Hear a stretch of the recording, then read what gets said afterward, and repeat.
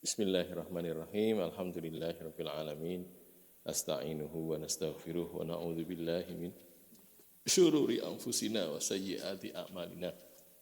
May yahdihillahu fala mudhillalah wa may yudhlil fala hadiyalah. Asyhadu an la ilaha illallah wa asyhadu anna Muhammadar Rasulullah. Allahumma shalli ala Muhammad wa ala ali Muhammad, amma ba'du. Ayuhan nas ittaqullaha mastata'tum wasma'u wa ati'u la'allakum turhamun. Kitab Sunan Abi Dawud, Kitab Thaharah, kitab yang pertama, bab yang ke-80, babun fir rajuli yata'ul adza bi rijlihi. Bab fir rajuli berkenaan dengan seseorang yang yata'ul adza, menginjak kotoran. Adza bisa kotoran, bisa gangguan ya.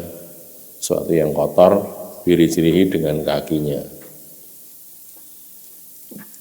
Bagaimana maksudnya, bagaimana itu? Apakah itu membatalkan wudhu apa enggak? Kaitannya dengan itu ya. 204 qala hadatsana Hannad bin Sari wa Ibrahim bin Abi Muawiyah. Hannad bin Sari, Ibrahim bin Abi Muawiyah, dua orang gurunya Abi Dawud. An Abi Muawiyah, dari Abu Muawiyah. Hak tahwil, hak pergantian sanad. Wa hadatsana Utsman bin Abi Syaibah, hadatsani Syarik wa Jarir wa Ibnu Idris anil A'mash an Syakikin, dari Syakik. Kalau di sini kan Hannad bin Sari dan Ibrahim bin Abi Muawiyah, keduanya itu dari Abu Muawiyah. Saat yang lain itu Utsman bin Abi Syaibah, Ibnu Abi Syaibah itu. Terus Syarik, terus Jarir. Lalu kemudian berikutnya sama Ibnu Idris anil A'mash an Syakik. Qala Abdullah bin Mas'ud ini ya. Abdullah, kalau dalam hadis tidak ada keterangan, biasanya Abdullah bin Mas'ud yang dikenal ahli hadis. Sudah pernah saya sampaikan di sini, saya Abdullah dari kalangan sahabat itu disebut dengan Abadilah al-Arba'ah. Abadilah Abdullah yang 4. Abdullah bin Mas'ud, Abdullah bin Abbas, Abdullah bin Umar, dan Abdullah bin Zubair. Satu lagi menambahkan Abdullah bin Amr bin As, tapi jarang-jarang disebut. Yang sering itu Abadilah Arba'ah itu Abdullah bin Mas'ud, Abdullah bin Umar, Abdullah bin Abbas, dan Abdullah bin Zubair. Ini fan itu apa? Spesialisasinya aja. Spesialisasi ilmu itu beda-beda. Kalau Abdullah bin Abbas itu menonjol di bidang tafsir. Ibnu Abbas itu loh ya, saudara sepupunya Nabi, Abdullah bin Abbas itu menonjol di bidang tafsir. Kalau Abdullah bin Umar itu menonjol di bidang fikih. Ahli fikih dia itu, Abdullah bin Umar. Kalau Abdullah bin Mas'ud itu hadis. Ya, jadi dalam hal hadis Ibnu Ummi Abdin ini ya, panggilannya Ibnu Ummi Abd. Abdullah bin Mas'ud ini dikenal ahlinya gitu, ahli dalam hadis. Kalau Abdullah bin Zubair dalam hal siasah itu apa? Politik, dalam bahasa kita politik siasah. Tentang hukumah, tentang pemerintahan, tentang aturan-aturan dalam pemerintah gitu itu Abdullah bin Zubair. Di Abadilah al-Arba'ah itu. Nah, di sini kalau ada sebutan Abdullah gitu saja dalam hadis, itu biasanya sering-seringnya itu adalah Abdullah bin Mas'ud. An Abdillah gitu dok. Nah, itu Abdullah bin Mas'ud maksudnya. Karena saking seringnya dia keluar, dan disebutkan lagi Ibnu Mas'udnya. Kalau dia berkata kunna la natawaddu, kunna adalah kami la natawaddu, kami tidak berwudu min mautiin, dari atau disebabkan oleh injakan, sesuatu yang diinjak.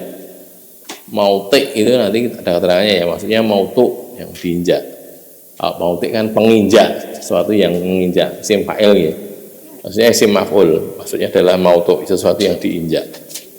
Wala nakufu sya'ran wala thauban, dan kami tidak menahan sya'ran, rambut, bulu atau rambut, wala thauban, dan tidak juga thaub itu kain.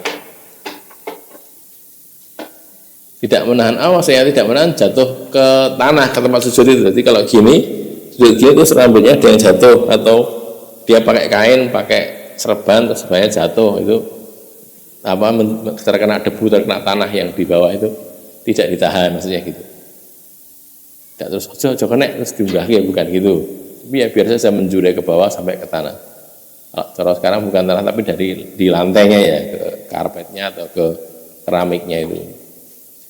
Kalau Abu Dawud berkata, kalau Ibrahim bin Abi Muawiyah fihi anil A'mash, di Ibrahim bin Abu Muawiyah menerangkan juga dalam soal hadis ini dari A'mash an Syakik an Masruq au haddatsahu anhu, atau dia menceritakan hadis darinya. Qala Abdullah berkata bin Mas'ud, wa qala Hannadun an Syakikin, Hannad berkata dari Syakik, au haddatsahu anhu, atau dia menceritakan hadis itu tadi anhu darinya. Ini keterangannya kita baca ya.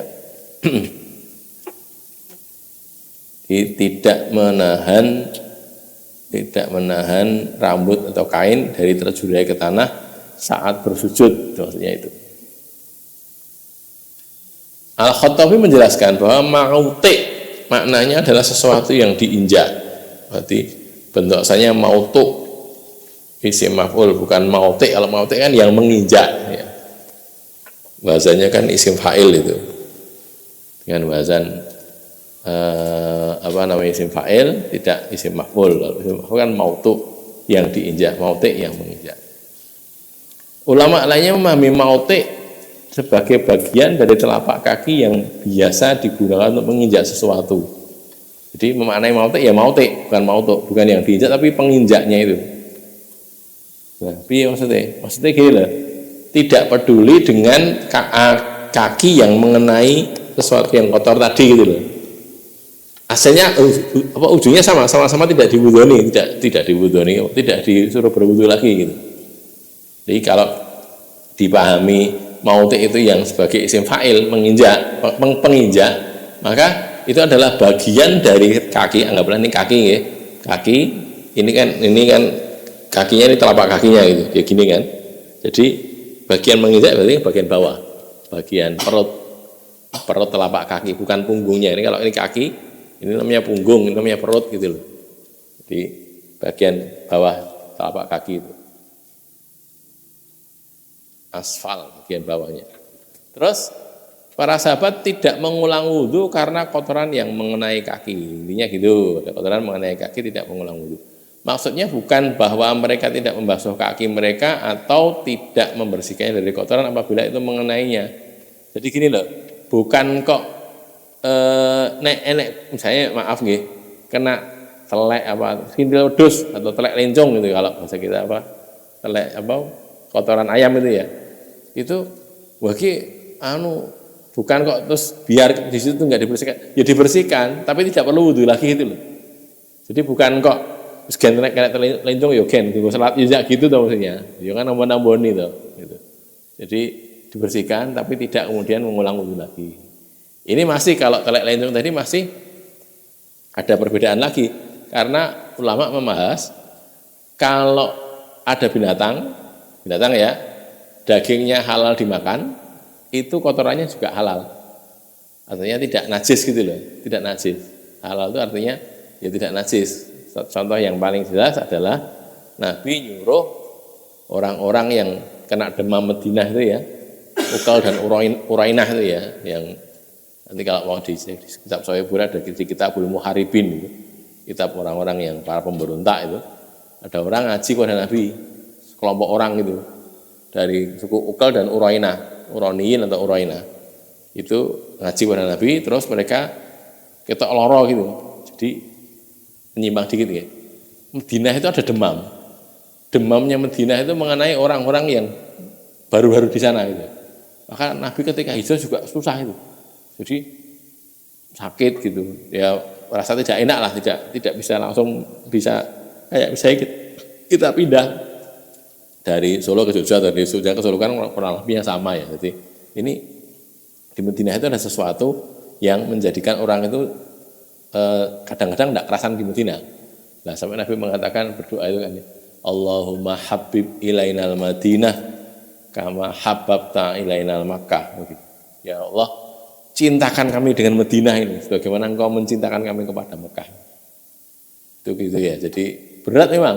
Jadi karena di Madinah ini ada orang-orang ngaji kepada Nabi, terus mereka kena demam itulah. Obatnya ini ya mereka kenal juga, obatnya itu adalah minum susu unta Madinah dan minum air kencingnya unta. Air kencingnya unta.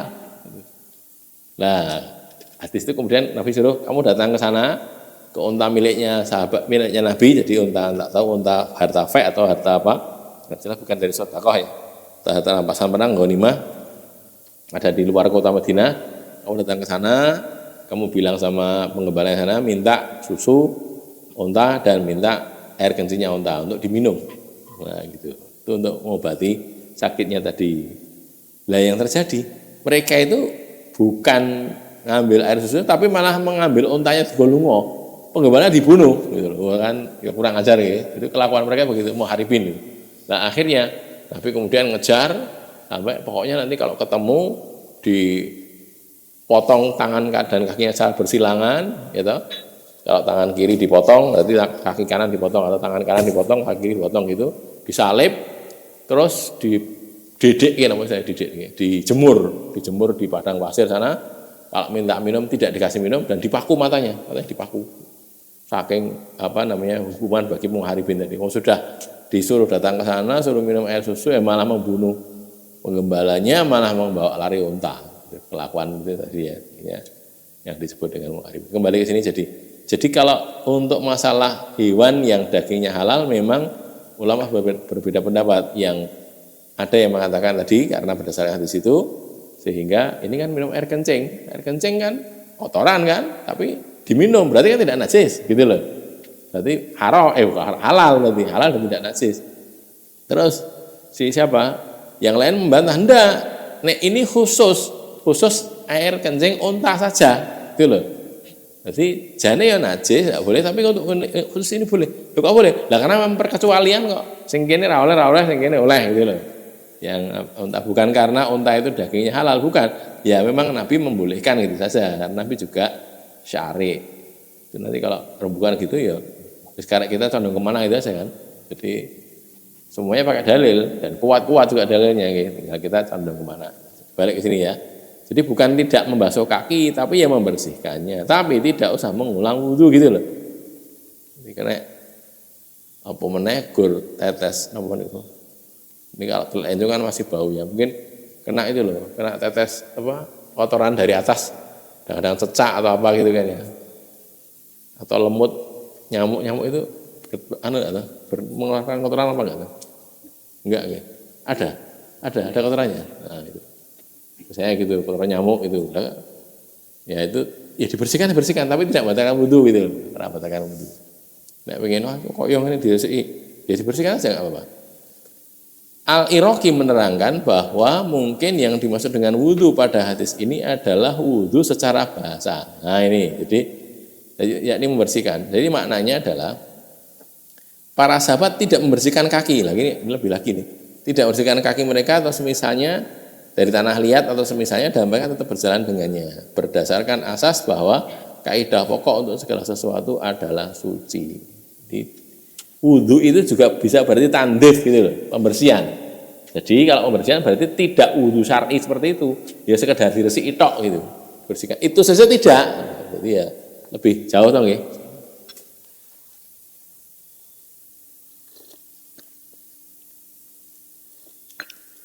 Kok wudhu syar'i nih kedoan, mau diresik ora kok. Nah, kenapa begitu? Karena pendapat pakai dalil pokok al aslu fi syai' itu taharatuhu, segala sesuatu itu dihukumi suci sampai terbukti dia kena najis gitu. Minum gini ya, ini suci pun najis, suci lah. Mungkin najis loh, nek bukti ini ya suci ya gitu loh. Kan kita enak ya. Jadi, ini ada air. Nah sekarang kita lihat airnya itu berbau enggak, baunya busuk enggak, atau mungkin dirasakan dikit rasanya kok enggak enak gitu ya. Berarti airnya itu enggak lagi suci kan gitu kan. Jadi tidak berubah bau, rasa dan warna. Kalau warnanya berubah lah ya itu tidak mensucikan, mungkin suci tapi tidak mensucikan. Al-Baihaqi membawa pemahaman hadis ini pada najis yang kering karena para sahabat tidak membasuh kaki disebabkan oleh menyentuhnya. Lantas menyusun bab dengan judul najis yang kering terinjak oleh kaki atau terseret oleh kain. Ini ada di Sunan Baihaqi sana ya. Jadi prinsipnya kalau najisnya itu kering ya, maka itu tidak usah dibasuh. Tapi kalau itu basah, karena itu ya berbau dan lama hilangnya ya sudah dibersihkan aja, disabun kalau perlu ya, kalau sekarang supaya tidak berbau lagi. At-Tirmidzi dan ulama lainnya menyatakan bahwa apabila seseorang menginjak lokasi yang kotor, maka dia tidak diwajibkan membasuh telapak telapak kakinya, tambahin sendiri ya. Kecuali bila lokasi itu basah. Bila basah, dia membasuh bagian yang terkena saja. Terkena basahan kotoran tadi, yang basah, bagian terkena itu dibasuh. Tidak harus semuanya. Jadi misalnya maaf, kaki ini kaki ini ya. Yang kena itu di tengah-tengah sini, tengah kaki ini. Tidak harus dibasuh semuanya, ya yang dibasuh yang kena itu saja gitu. Nek kita ya ora kulino kabeh sisan ngono to. Nah, tapi ini maksudnya kan kayaknya kalau kayaknya malah dikit nggih. Kayaknya dikit, nah, kayak saudara kita di Gaza ini subhanallah. Kentekan banyu sampai akhirnya muncul mata air baru subhanallah ya. Jadi gini ini saya jadi kita itu apa tuh, bisa apa gitu. Kalau gampangannya apa ditunjukkan oleh Allah itu, terus wong Islam nek sing wangi ya diwangi langsung. Wah gitu saja. Jadi keadaannya begitu keadaannya. Di Gaza itu kan semua berbatasan dengan Israel kecuali kan bagian selatan yang berbatasan dengan Palestina itu Mesir ya, bagian Mesir.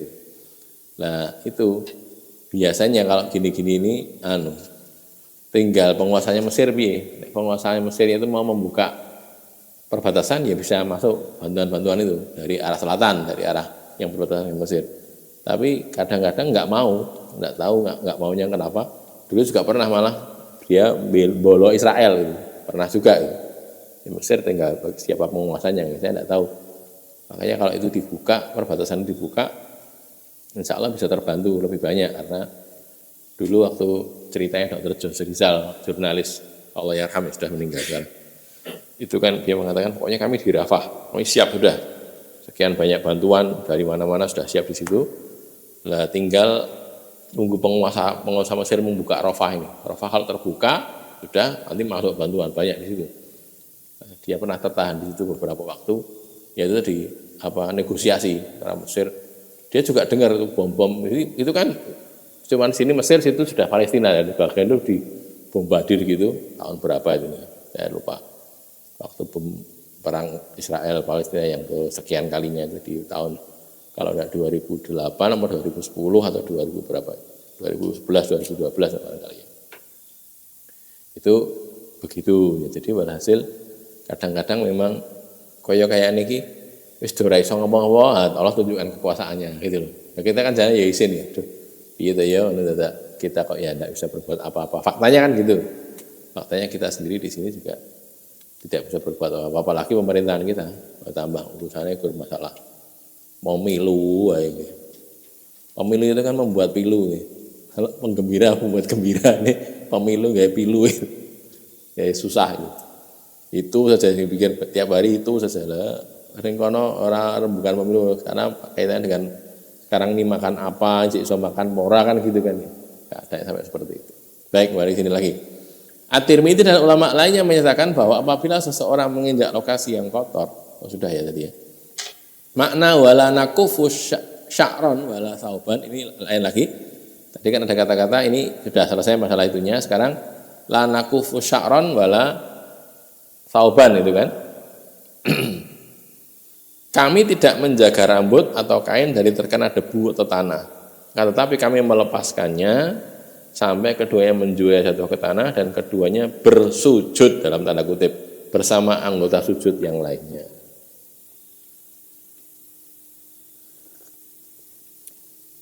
Jadi inti dari sujud itu apa toh? Inti dari sujud itu sebenarnya kan meletakkan sesuatu yang paling mulia di tempat yang paling hina. Kepala kita itu kan mulia gitu.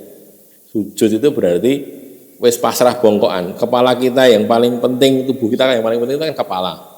Diletakkan di situ kepada Allah Subhanahu wa taala. Cara misalnya itu ada beberapa sama wong gitu ya. Ada orang raja biasanya kayak raja, iki nek kawulane teko sujud ya. Sujud itu kan diapak-apake karo rajane kan iso, kepala di situ mau diinjak bisa, mau dibunuh ya bisa kan gitu kan. Nah, kita bersujudnya kepada Allah saja, maka inti sujud itu begitu. Karena menyentuhkan ke tanah atau ke lantai lah, mungkin ke tanah sekarang ini, maka kain yang menjurai ke situ, pakai kain jatuh ke situ menjurai, kemudian rambut, barangkali rambutnya panjang menjurai juga ke situ sampai ke tanah itu tidak ditahan, biarkan saja gitu. Sekarang sedikit masalah sanad ya, tadi kan ada beberapa hal. Maksud paparan Abu Daud tentang sanad hadis ini adalah bahwa Abu Muawiyah itu diperselisihkan oleh ulama. Kita cek bunyi bahasa Arabnya ya. Jadi baris ke berapa itu? Baris ke 1, 2, 3. Qala Abu Daud Ibrahim bin Muawiyah fihi. Qala Ibrahim bin Muawiyah fihi anil A'mash an Syakik an Masruq ini ya. Ini kan keterangannya tadi yang di keterangan tadi.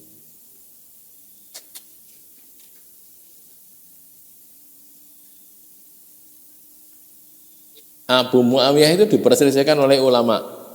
Ibrahim bin Abu Muawiyah, ada Abu Muawiyah kan di situ kan. Nanti an abihi gitu. Terus anaknya yakni Ibrahim meriwayatkan darinya dari A'mash, dari Syakik, dari Masruq, dari Abdullah bin Mas'ud. Yakni dengan tambahan Masruq di antara Syakik dan Abdullah. Jadi ini kan kalau ke atas tadi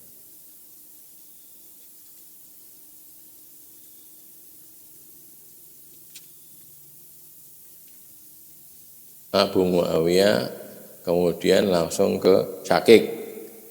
Jadi kita lihat di sanadnya itu ya.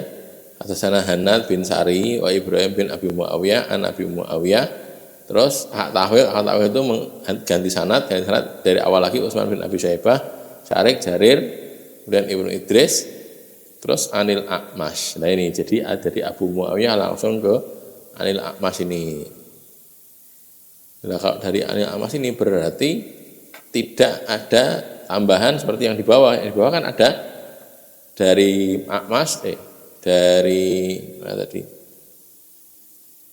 Masruq, Ibrahim meriwayatkan dari A'mash, dari Syakik, dari Masruq, dari Abdullah. Jadi ada tambahan Masruq di antara Syakik dan Abdullah.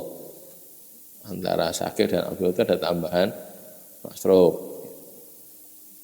Jadi ini kan an Syakik, kalau kita lihat di hadisnya 204 itu an Syakikin qala Abdullah. Nah, gitu kan. Dari Syakik dia berkata, Abdullah berkata, berarti tanpa ada masruk di situ. Tapi di hadis yang bawah tadi, yang sanad di bawah tadi ada masruknya. Dari Syakik, dari Masruk, dari Abdullah bin Mas'ud.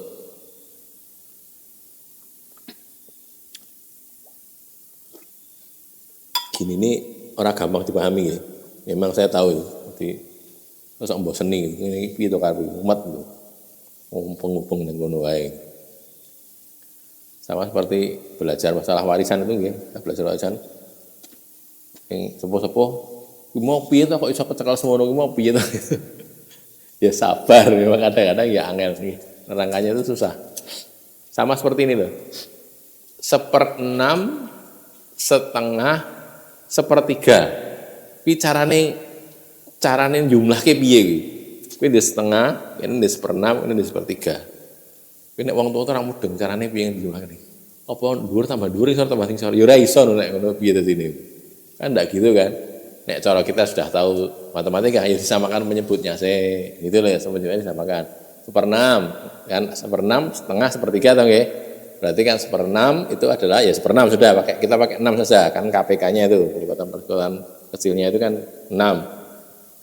1/6. Terus ini 1/3. 1/3 itu gen dadi 6 ya bawah ganti 6. Nah karena 3 jadi 6 dikalikan 2, ya berarti di atas juga dikalikan 2. 1 kali 2 berarti 2. 2/6. 1/3 itu sama dengan 2/6. Podo gitu loh. Terus setengah itu kan bawahnya yang penyebutnya itu dikalikan dari 2 ke 6 kan, dikalikan 3, atas juga dikalikan 3, maka 3/6. Jadi 1/6 tambah 2/6 tambah 3/6, hasilnya pinten? 1. Piye to ki mau ya dhuwure tambahke nang 1 tambah 2 tambah 3, hasilnya 6. 6/6 iki 1 gitu kan. 6 dipara 6 1. Ki nek roti 6 dipara wong 6, entuk pira-pira? Siji-siji, ya kan gitu kan, gampang to nggih. Nek roti, gambar bingung kita. Piye to kuwi? Nah, ini kalau kita belajar gitu kan ada orang-orang tua kemarin juga ya di Semarang itu juga gitu. Ada yang bingung, kok piye to? Kok iso kecekel ngono ya? Lah ngene iki, urusane ngene. Enggak apa-apa nih, tapi mudah-mudahan nanti suatu saat akan paham. Jadi ini prinsipnya saya ulangi. Jadi ada yang riwayatnya itu bunyinya Akmas, Syakik, tadi mana? Iya, Syakik, Masruk, lalu Abdullah bin Mas'ud. Ada yang Syakik langsung Abdullah bin Mas'ud gitu loh. Kalau di sana tadi di hadis ini di baris kedua itu ada an Syakik qala Abdullah. Yang bawah itu antara Syakik sama Abdullah itu ada masruknya. Jadi an Syakik, an Masruk, an Abdullah gitu ya. Adapun Hanad meriwayat dari Abu Muawiyah, dari Syakik, dari Abdullah bin Mas'ud tanpa melalui Masruk lah ini. Tidak pakai Masruk tapi langsung. Gini ini jane piye to? Kok enek sing lewat ngono enek sing ora. Lah kan gini.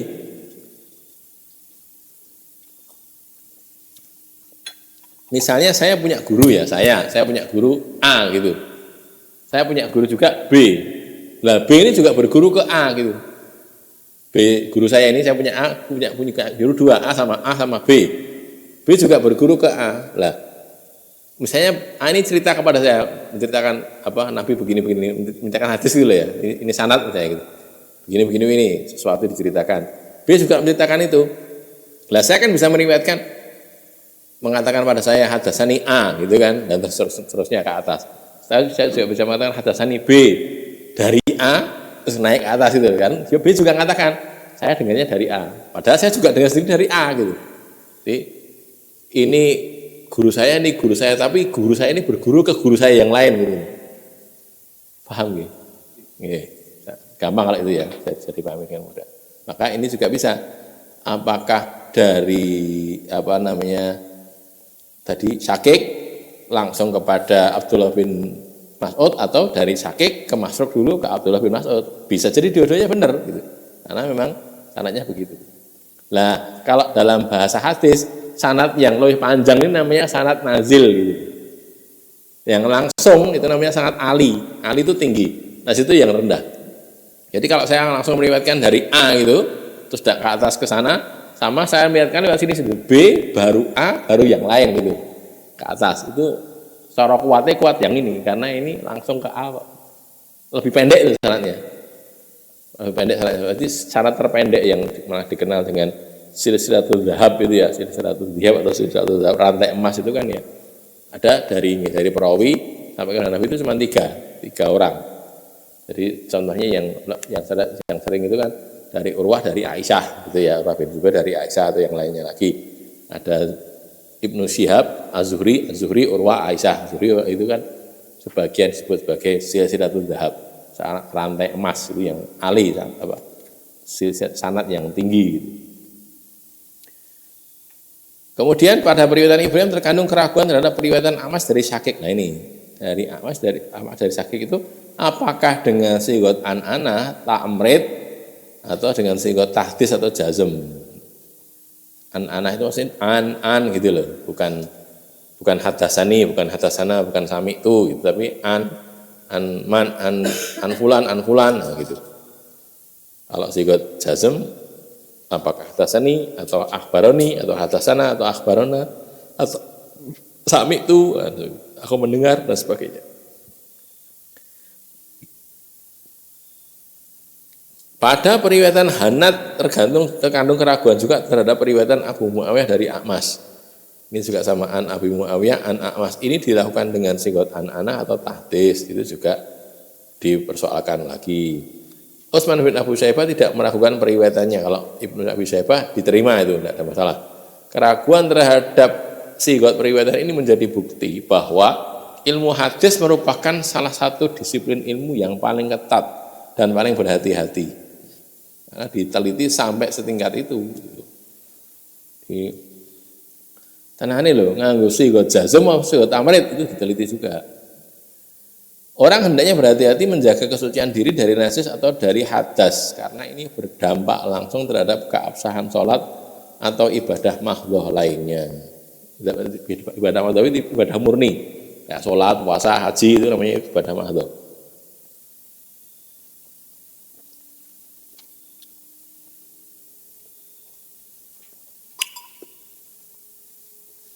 Bila berhadas atau terkena najis, hendaknya segera dibersihkan dan disucikan. Jadi hati-hati menjaga kesucian diri dari najis, dari hadas. Nah, orang kadang-kadang tidak sulit membedakan najis sama kotor. Kotor itu belum tentu najis. Contohnya orang yang bletok itu loh.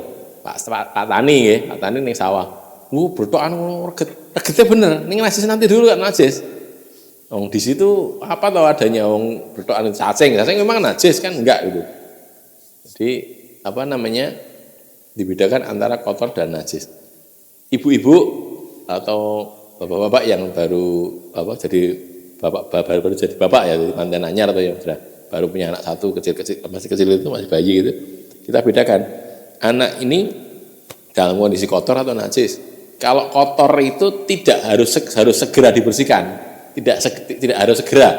Segera ya boleh, tidak segera juga nggak apa-apa. Misalnya orang anak sedang bermain, yang berdoaan, reget lah ya reget ning ora kudu. Lah diresiki. Misalnya begitu kotor, jiko gurusuk banyu, selesai. Ya enggak balik reneh, reget neh, emang anak-anak bermain kok piye gitu. Atau Mbak spidol itu, orek-orek. Kalau di keramik ini diorek-orek karena ini bisa tuh nih. Keramik putih itu diorek-orek sudah. Bukan reget kabeh ya kotor memang, tapi kan enggak najis gitu loh. Bedakan dengan najis, anaknya kan najis. Misalnya dia pipis. Najis kan, nah pipis ya dibersihkan, jangan dibiarkan saja. Saya ingat itu punya saudara sepupu. Zaman saya masih SMA kan, saudara sepupu saya ini dititipi cah cilik baru bisa jalan gitu. Ibunya ini sedang sakit, ibunya juga saudara saya, jadi masih saudara dengan saya. Saudara karena pernikahan ya, yang saudara itu sebenarnya bapaknya. Jadi, terus anak ini saya datang ke sana. Apa lagi? Ya, aku ditutupi kuyo, dulur kita itu kok. Tapi anaknya itu ya namanya cilik ya. Neng kene pipis ngoprok gitu. Terus lho iki apa tuh? Saya lihat itu di situ ada air. Itu ada air di situ, ada di rumah itu sini gitu saja, terus di situ ada air, di sampingnya ada celananya si anak tadi, celana dalam gitu loh. Neng kene enek banyu, enek celana dalam. Lho iki kok ora bersih piye? Aku kesel kok jadi ini. Mungkin pipis ngoprok, ngono kok pipis neh lah cah cilik. Nah kalau itu kan kita harus bedakan gitu. Iki najis lho nek iki kan gitu kan. Ini najis. Ya yang dibersihkan harusnya. Tapi kalau sekedar kotor ya jenenge kotor. Kamane wong ora kena najis sih, tapi kalau kena najis kan bahaya itu. Bahaya itu artinya kalau tidak dibersihkan bukan bisa tidak diterima, memang tidak diterima sholatnya karena kena najis. Nah, ada pertanyaan? Ini baru saat hadis nih. Kayak rampung lagi. Monggo silakan.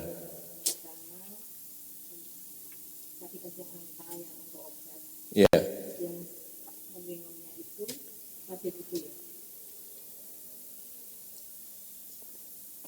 Kalau unta, kemarin kita bahas ya, makan daging unta itu memang ada syariat untuk berwudu. Cuman itu gini, dipersoalkan lagi oleh ulama, wudunya itu karena makan daging untanya atau karena memang sebelumnya belum berwudu gitu loh. Itu dipersoalkan, tapi memang punya, ada hadisnya. Baru kemarin itu kan ya, berwudu karena makan, ada tuh. Ya, itu gitu. Nah, kalau ini tadi yang minum air kencing unta tidak disebutkan suruh wudu, enggak. Jadi pokoknya minum air kencing unta itu saja. Kayak rasanya piye ya mbuh, daging unta urung tahu nih. Lagi air kencingnya. Monggo silakan lagi. Nggih.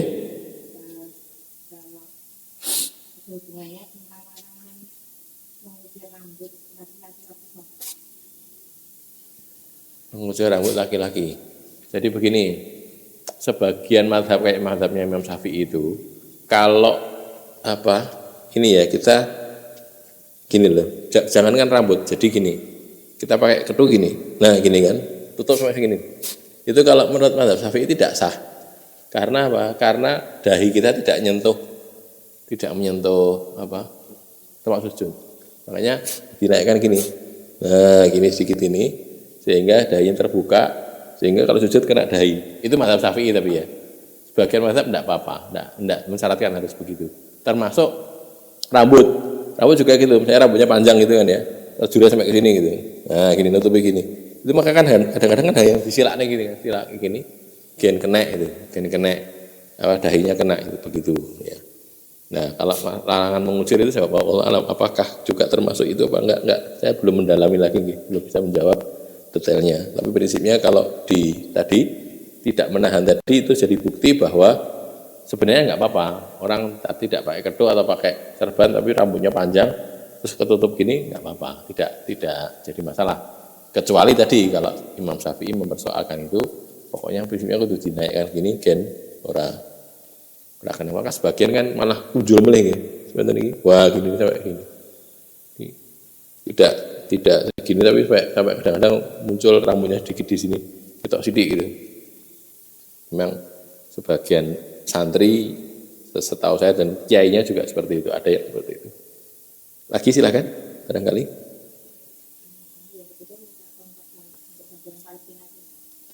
Oh, kontak Palestina. Selama ini kita ke ke mana? Mercy, kalau enggak Mercy, yang terakhir itu Mercy ding, itu tetap Mercy itu. Yang jelas di Mercy itu kan kita punya rumah sakit Indonesia kan di sana ya. Rumah sakit Indonesia.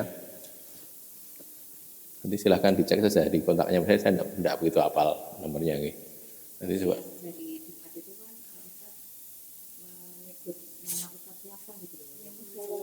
Oh, Ustaz Zawahir, nanti disampaikan aja itu ada.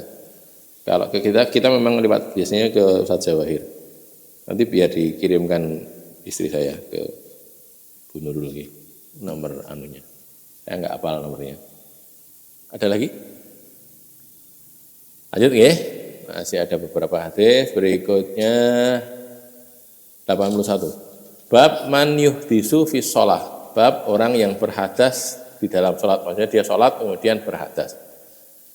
205. Qala tasana Utsman bin Abi Syaibah, qala tasana Jarir bin Abdul Hamid, qala an Asimin al-Ahwal, an Isa ibni Hitton, qala an Muslim bin Salam, qala an Ali bin Talaq, qala ini sahabat Nabi, qala Rasulullah SAW, idza fasa ahadukum fi sholat, apabila buang angin, kentut maksudnya, ahadukum salah seorang dari kalian fi sholati di waktu sholat, falyan sorif, maka hendaklah dia bubaran. Bubaran maksudnya tidak meneruskan sholatnya, ya sudah batal gitu. Fal yatawaddo, dan hendaklah dia berwudu, wal yu'iti sholah, dan hendaklah dia mengulangi sholatnya. Nah, akhirnya selain di sini juga ada di Sunan Abu Dawud yang hadis ke 1005 ya. Tirmidzi, kemudian ada Musnad Abdul Razak, Musnad Ahmad dan yang lain-lain. Hadis ini bahwa hadis ini bahwa ini mungkin kurang menunjukkan ya. Hadis ini menunjukkan bahwa seseorang harus membubarkan diri atau membatalkan sholatnya dan berwudu ketika kentut. Menunjukkan bahwa seseorang harus membatalkan diri dan membatalkan sholatnya dan berwudu ketika itu. Maka diketahui bahwa hadis ini pada hadas itu termasuk pembatal wudu. Hadas apakah BAK, BAB atau buang angin tadi itu adalah pembatal wudunya batal. Jadi wudunya batal, berarti sholatnya juga harus dihentikan. Sekarang wudu, kemudian sholat lagi. An-Nawawi menjelaskan bahwa nama As-Salam tadi di ayatnya kan ada An Muslim bin Salam gitu ya. Baris yang kedua itu kan An Isa ibni Hitton itu baris pertama yang terakhir, baris kedua awal. Kemudian An Muslim bin Salam. Kalau ada kata-kata salam di kalangan periwayat itu semua ditulis dengan tasdid. Ya, salam, bukan salam, tapi salam. Gitu. Tasdid, ditasdid di lam, lamnya tadi tasdid. Kecuali Abdullah bin Salam, sahabat Nabi yang mantan Yahudi itu, dan Muhammad bin Salam, ini gurunya Imam Bukhari. Selain Abdullah bin Salam dan Muhammad bin Salam, semuanya ditulis dengan tasdid. Muhammad siapa bin Salam, salam itu tasdid, pakai tasdid pada huruf lamnya. Fasa adalah buang air atau kentut yang keluar tanpa suara, sedangkan durot adalah kentut yang bersuara. Jadi kentut itu ada dua jenis ya, ada yang bersuara, ada yang tidak. Nah terus kita taunya nih tidak bersuara gimana? Kan bau. Gitu. Maka kan ada ada hadis menunjukkan kalau kamu ragu-ragu, kamu nuntut ora atau jadi kadang-kadang di bagian perut itu kan kadang-kadang rual-rual gitu ya, jadi rasa nuntut apa atau maka Nabi mengatakan maka falayan sorif, maka janganlah bubaran dia hatta yasma'u sautan au yajidu rihan, sampai dia mendengar suara atau mendapati bau. Di suaranya ini mambu ya berarti ngentut kan gitu kan ya. Mambune piye ya kita tahu lah bau kentut kayak apa kan gitu. Rasa diterangne nggih sudah tahu, sudah kulino ya. Jadi terus apa? Atau bersuara. Mungkin enggak begitu bau tapi bersuara ya juga berarti gitu loh. Maka itu sekedar untuk memastikan. Maka kadang-kadang setan itu memang mempermainkan di bagian-bagian dubur itu ya, bermain-main di situ. Orang itu koyok ngentut-ngentut toh gitu, padahal enggak sebenarnya. Terus itu ada orang begitu itu, subhanallah berkali-kali gitu. Jadi ngentut, kemudian keluar dari sholat, kemudian balik sholat lagi, baru sebentar keluar lagi, wudhu lagi gitu berkali-kali. Subhanallah. Jadi wallahu alam itu karena ketidakyakinan atau memang karena penyakit? Ada penyakit itu. Jadi, apalagi kalau orang sepuh ini yang saya ceritakan masih muda. Ya kurang lebih sepantaran saya atau sedikit di atas saya itu. Dan kejadiannya sudah lama, bukan baru-baru ini, sudah cukup lama cerita kepada saya gitu. Oke, agar sholat mesti harus ngentut sih, terus nanti keluar, kemudian balik lagi ngentut lagi gitu, berkali-kali, sekali dua kali atau lebih gitu, dalam sekali sholat. Nah, juga tergantung itu. Makanya waktu itu saya sampaikan pada dia, sik tenane kuwi memang sudah dengar suara atau bau, terbau atau cium baunya. Nek tidak, enggak usah. Karena berdasarkan hadis Nabi kan gitu. Nek tercium baunya atau terdengar suaranya, salah satu di antara dua itu. Nah, ini kaitannya dengan ini, ada yang fasa, ada yang durot. Durot itu kentut yang bersuara, kalau fasa tidak bersuara. At-Tibi menjelaskan maksud fasa adalah berhadas dengan keluarnya angin dari tempat lewatnya yang biasa. Keluar angin dari situlah kita tahu ya, dari dubur. Hadis ini makanya kalau nyun sewu, kalau gelegean memang mengeluarkan angin juga ya, atau apa gitu bukan dari dubur ya tidak membatalkan wudu gitu loh ya, enggak, karena bukan dari tempat keluarnya yang biasa. Hadis ini menjadi dalil kentut membatalkan wudu serta bahwa ia juga membatalkan sholat yang sedang dikerjakan. Orang yang mengalaminya harus mengulangi wudu dan sholatnya, itu kaitan awalnya begitu. Tetapi namanya fikih ya selalu mabni alal ikhtilaf, jadi selalu dibangun di atas perbedaan.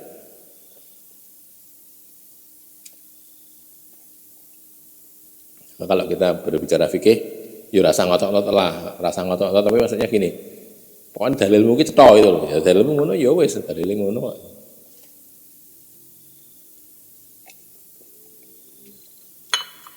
Saya menyimpang sedikit nih. Kadang-kadang ada anak-anak muda lagi ngaji dilit, ngaji Quran, ngaji hadis, terus kabeh serang. Wih, bid'ah ini sesat, gitu.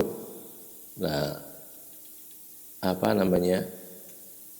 Tidak bijaksana. Karena apa? Karena kadang-kadang orang itu tidak tahu dalil yang digunakan oleh saudara-saudara kita itu apa gitu. Mereka pakai dalil juga bahwa kita tidak setuju dalilnya, ya ora apa-apa tapi kan mau dalil gitu, pakai hujah.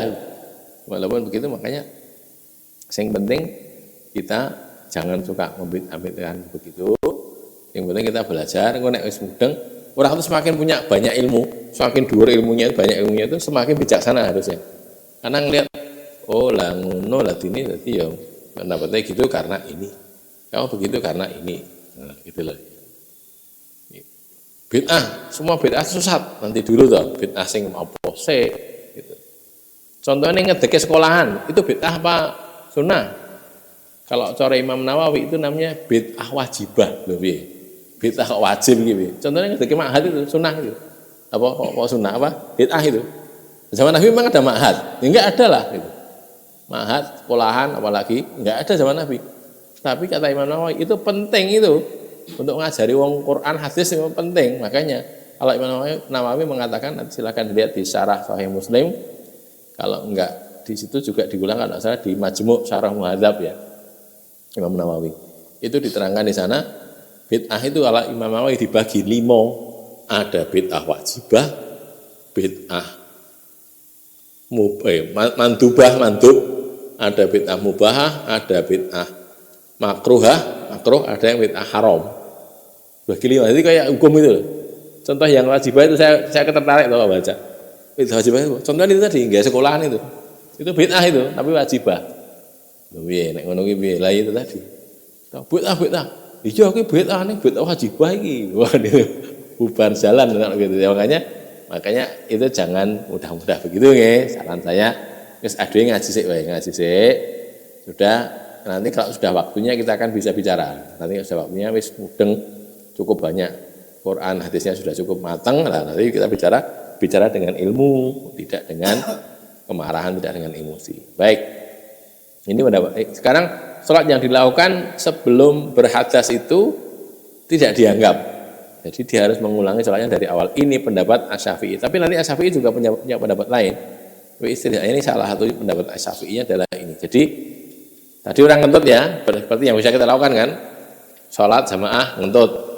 Dia wudhu, dia balik jadi masbuk kan, terus dia melengkapi kekurangan sholatnya. Atau dia sholat sendiri sekarang, tidak usah jamaah, sholat sendiri. Di satu orang rakaat ngentut. Dia keluar, bukan keluar, berhenti sholatnya, ambil air wudhu, habis itu balik lagi sholat, diulangi lagi dari awal, kan gitu. Itu kalau menurut Asy-Syafi'i. Tetapi ada hadis Aisyah lah ini. Aisyah bahwa Rasulullah bersabda begini, nanti kalau mau dicek ini di Ibnu Majah ya, Sunan Ibnu Majah. Man asabahu qai'un aw ru'afun aw qalasun aw madhyun, siapa saja yang mengalami muntah, asabahu menimpa dia, maksudnya mengalami muntah atau mimisen atau kolas itu naiknya makanan atau minuman dari perut menuju mulut. Ya apa itu namanya? Bahasa kita apa? Bukan muntah. Tapi kayak munggah gitu loh, rasa gitu, apa nggak tahu, saya mau cari bahasa Indonesia ini kurang ketemu sampai sekarang. Atau madhi nanti kita bahas lagi ya. Madhi itu adalah cairan yang keluar karena syahwat gitu ya, bukan mani tapi madhi. Hendaklah dia membubarkan sholatnya, maka hendaklah dia berwudu, kemudian hendaklah dia meneruskan sholatnya. Jadi selesai falian sorif ya, bubar sholatnya, terus dia wudu yatawaddo, lalu dia berwudu, tsumma liyabni. Nah ini loh, liyabni ala sholati, kemudian dia meneruskan sholatnya. Kata-kata meneruskan itu bukan kok mengulang, beda. Liyabni ala sholati, maksudnya gini loh, dapat 2 rakaat sudah kentut kan, kentut itu membatalkan wudunya batal, karena wudunya batal dia harus wudu lagi kan, kemudian dia balik sholat lagi, tidak kok diulangi dari awal, tapi 2 itu sudah dihitung itu loh. Paham nggih? Salat 4 rakaat, lagi dapat 2 rakaat dia kentut. Kentut ini membatalkan wudu, tapi tidak membatalkan sholat. Nah piye? Lah karena wudunya batal, ya wudu lah dia. Wudu, balik sholat lagi, nutup nih sholatnya. Gitu loh. Sholatnya nggak batal, wudunya yang batal. Nah, wudunya batal, sholatnya orang batal. Itulah makanya fikihnya di situ itu. Hadis yang digunakan ini tadi. Hendaknya dia berwudu, meneruskan sholatnya, tapi ada syaratnya. Wa huwa fi dzalika la yatakallam. Dan dalam rangkaian tadi dari sholat keluar terus wudu itu nggak bicara gitu. Bicara batal karena bicaranya, gitu. Batal sholat karena bicara. Kan sholat itu tidak boleh bicara maksudnya pada manusia atau ngomong selain yang bahasa sholat kan nggak oleh itu. Jadi ketemu lagi terus kok masjid ketemu kan, piye kabar ini? Ya batal sholatmu. Balen sing awalnya nek ngono. Gitu loh. Tapi kalau diam saja Ki wong iki takoni, "Piye kabare meneng wae?" Iki apa to ora kenal? Lah ki dia arep jawab, kok nek aku jawab batal salatnya dadi baleni ku awal nek gitu ya. Jadi dia asal tidak bicara gitu. Ini hadis ini diriwayatkan oleh Ibnu Majah tetapi didhaifkan oleh Ahmad. Ahmad dan Baihaqi mengatakan hadis ini mursal. Siapa yang berhujjah dengan hadis mursal, maka dia menjadikan hadis sebagai hujjah. Itu menurut Ahmad dan Baihaqi. Seraya mengatakan bahwa orang yang berhadas itu keluar dari sholatnya, mengulang wudhu, meneruskan sholat, sholatnya tidak rusak dengan syarat dia tidak melakukan hal-hal yang merusak. Jadi prinsipnya gini, hadis ini jadikan hujah untuk mengatakan orang yang hadas itu dia harus keluar, yang soref ya, keluar bubaran dari sholatnya. Terus yang dilakukan apa setelah bubaran itu? Mengulangi wudhu, terus balik lagi meneruskan sholat. Jadi sholatnya tidak rusak dengan syarat dia tidak melakukan hal-hal yang merusak atau membatalkan sholatnya. Gitu. Jadi mungkin tidak bicara, orang ngomong sana, Ning jawab chattingan HP muni mau nelpon baru gue muni masuk chatting, terus dia keluar dari sholatnya delok sih apa tadi, oh Anda mendapatkan apa itu mobil Avanza, wah gitu, apa mobil apa, silahkan tekan nomor sekian tulis dik ya batal piye to kowe iki wong gak sholat tak koyo ngono gitu loh ya, batal sholat, jangan gitu ya. Kecuali kalau itu darurat, nek darurat enggak apa-apa. Ini kan enggak darurat. Ini adalah pendapat Malik, Abu Hanifah, dan salah satu pendapat Asy-Syafi'i. Ini yang mengatakan tidak batal. Tadi itu sebagian kalau Syafi'i juga begitu. Cuma Abu Thaib Abadi, itu penulis kitab Anul Ma'bud, menyatakan bahwa hadis tolak Ali bin Tolak ini lebih kuat daripada hadis Aisyah dari segi sanadnya. Hadis Ali ditetapkan sahih oleh Ahmad dan dikatakan hasan oleh Tirmidzi, sedangkan hadis Aisyah itu tidak ada seorang pun yang menyatakan kesahihannya. Hadis yang ini tadi loh, yang kita baca ini kan hadisnya Aisyah gitu. An Isa ibni Hittan, an Muslim bin Salam, an Ali bin, bukan. Ini yang, maaf saya salah. Hadis Aisyah yang tadi, yang barusan tadi, bukan yang ini. Yang ini yang Ali bin Tolak. Yang hadis Aisyah yang ini tadi. Hadis Aisyah an asabahu qai tadi loh. Karena ini apa istilahnya? Tarsihkan, dirojihkan mana yang lebih kuat, hadis Tolak bin Ali ini lebih kuat. Nah, hadisnya Aisyah ini semua hadis menyatakan kedhaifannya. Hadisnya ini dhaif. Bukan Aisyahnya yang dhaif loh ya, bukan hadisnya ini yang melewati Aisyah ini dhaif. Aisyahnya sikot, dia sahabi dan istri Nabi kan.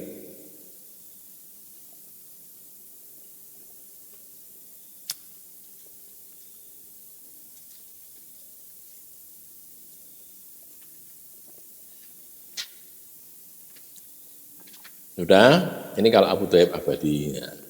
Disoalkan lagi, kalau masalah kayak gini kan menariknya di situ ya. Orang rambung-rambung ya. Al-Bukhari menyatakan bahwa dia tidak mengenal Ali bin Tolak meriwayatkan dari Nabi selain hadis ini. Jadi Bukhari juga mengakui Ali bin Tolak itu juga meriwayatkan hadis dari Nabi, tapi cuma hadis ini saja yang sedang dibahas ini. Hadis nomor 204, 200 berapa? 5 ya. 205 dari Sunan Abi Dawud ini, ya yang itu saja kalau menurut Al-Bukhari hadisnya itu. Terus Al-Bukhari juga tidak mengenal hadis ini disampaikan oleh Tolak bin Ali. Jadi piye kan? Jadi tidak mengenal hadis, ya tidak mengenal Ali bin Tolak kecuali tidak mengenal Ali bin Tolak meriwayatkan dari Nabi kecuali di sini saja. Tapi dia tidak mengenal hadis ini disampaikan oleh Tolak bin Ali. Nah, siapa kalau gitu? Bukan Tolak bin Ali, tapi Ali bin Tolak. Balik lagi kan, piye gitu ini. Jadi diperselisihkan ulama ahli hadis apakah dia bernama Tolak bin Ali atau Ali bin Tolak. Sebagian bahkan mengatakan Tolak bin Ali itu sama dengan Ali bin Tolak. Nah, ini apa bingungnya ini. Jadi gini loh ya, sahabat itu gini, ahli hadis itu gini. Kadang-kadang namanya itu walak-walik podo. Jadi gini loh, Tolak bin Ali bin Tolak, nah, gitu. Atau Ali bin Tolak bin Ali, jenenge mbae padha karo jenenge putune gitu. Nah gitu kan ya nek kira hati-hati iki sapa to iki? Ali bin Tolak bin Ali apa Ali bin Tolak bin Ali bin Ali? sembuh orang mudeng aku lah ya ora seneng ya ora mudeng, tapi kalau seneng goleki nane sing bener gitu loh. Menarik sebenarnya itu, goleki teliti.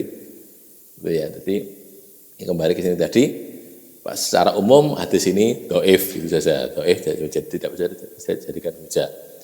Atau berlandaskan hadis yang lain tentang keluarnya angin, itu ya prinsipnya kita dapati bahwa mengeluarkan angin atau kentut itu ketika sholat itu batal wudunya, batal sholatnya, itu yang banyak dipakai ulama-ulama sampai sekarang ini. So ya wes itu enak wes batal wudumu ya wes baleni nek salate. Ono imame wis rakaat ketiga mu jane sik dhewe ya di belakang imam, tapi gara-gara batal jadi rakaat ketiga atau rakaat keempat untuk rakaat ya sudah kamu nambahi 3 rakaat lagi. Kenapa sih?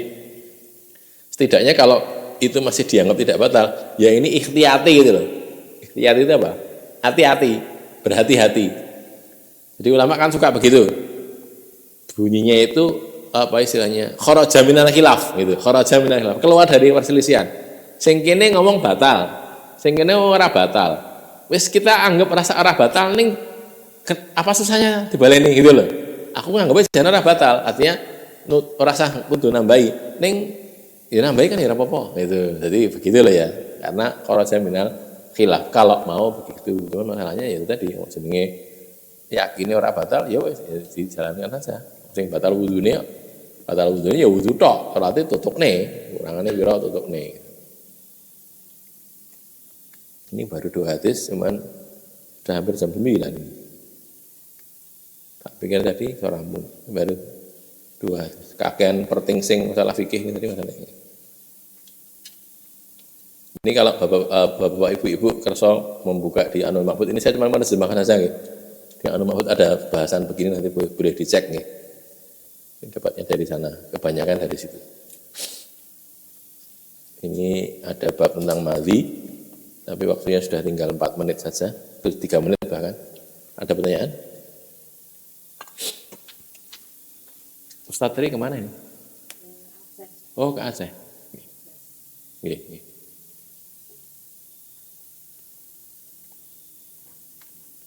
Baik, aku qouli hadza, astaghfirullah li wa lakum, alhamdulillahirabbil alamin.